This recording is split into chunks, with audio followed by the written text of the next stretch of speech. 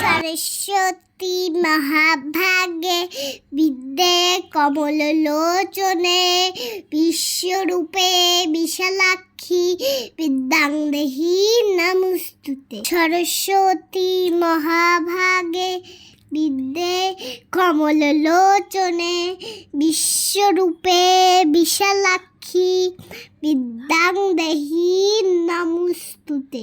জয় মা সরস্বতী। জয় মা সরস্বতী।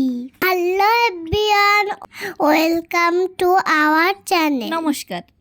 দেবাত্রীর মন্ত্র কিন্তু একদম মুখস্থ হয়ে গেছে। সে সরস্বতী পূজার সামনে রেখে মন্ত্রটা দুদিনেই মুখস্থ করে ফেলেছে।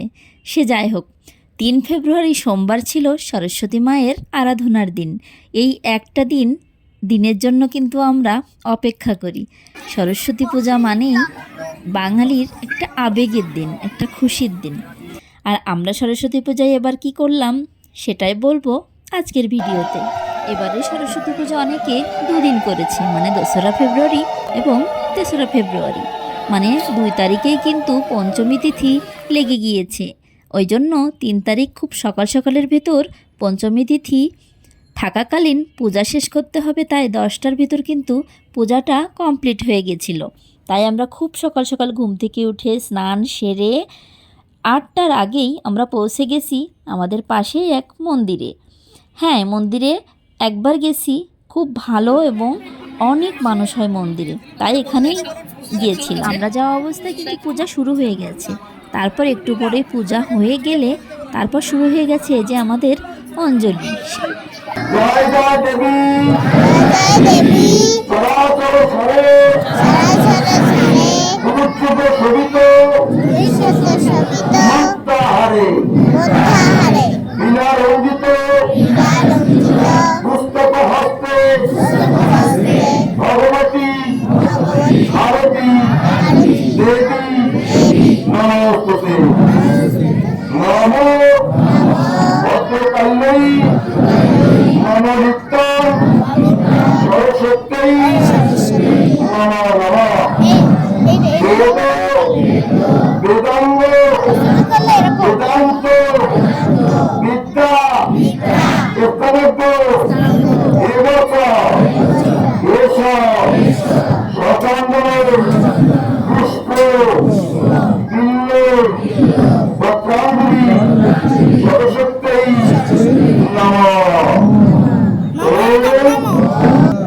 স্থানজ্ঞ এবচ এষ সচন্দন পুষ্প। এরপরে প্রণাম মন্ত্র। নমো সরস্বতী মহাভাগে বিদ্যে কমললোচনে বিশ্বরূপে বিশালাক্ষী বিদ্যাং দেহি নমস্তুতে। জয় জয় দেবী। আর দেবাত্রী তো খুবই খুশি। গতবার বাড়িতে হয়েছিল তাই বাড়িতে যাওয়া হয়েছিল, এবার আর ওই জন্য বাড়িতে যাওয়া হয়নি।